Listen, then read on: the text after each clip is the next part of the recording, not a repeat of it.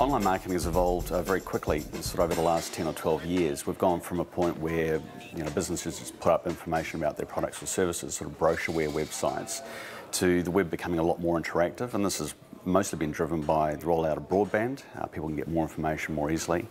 The interactive nature of the web, that more people can participate in it, they can write to the web and not just read off it, and of course the rise of social media. What online does is it facilitates the communication channels. Things are sped up a little bit, but the message and the communication and the goodwill behind that, that doesn't change at all.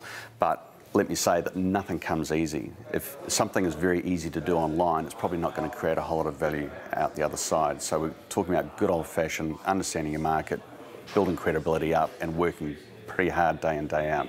A good example of how one company might go about marketing themselves online would be to say, well, look, where are our target audiences? Where are people getting information to making purchasing decisions around the products and services we've got?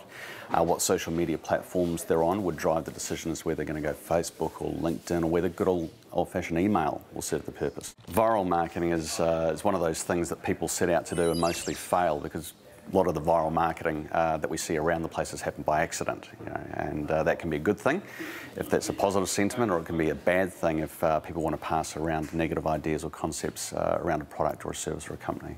There have been many instances of backlash in social media where campaigns have not worked, and fundamentally it seems to stem from companies coming in and trying to cynically grab more commercial value from people through social media, and that's not what social media and online is about. Social media is about connecting, genuine connection, building up community and providing value to that community, and the sales will come later. Every social networking campaign is hoping to reach a tipping point where the brand becomes part of the daily online conversation. But there's no guarantee it will happen. Many businesses are still trying to understand where social networking platforms are headed. To not fail in this environment is a grave mistake.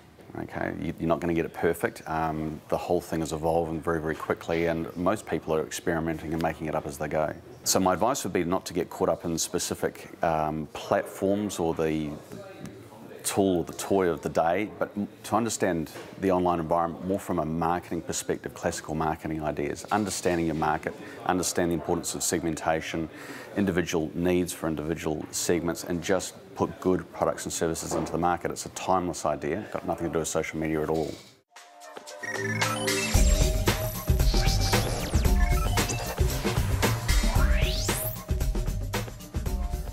With over 2 billion users worldwide and developing countries now having greater web access, online marketing will continue to outpace all other forms of communication.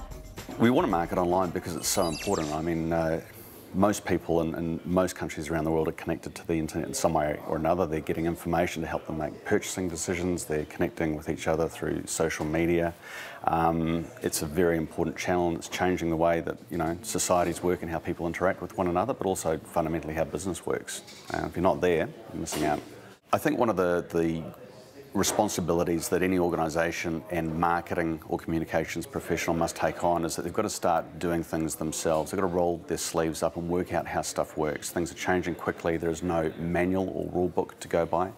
Outsourcing to an agency, I think, is potentially dangerous because you are not learning. You're not failing and learning as you go. And I think that constant change and that internal skill set that you build up by doing stuff yourself is vital for online success.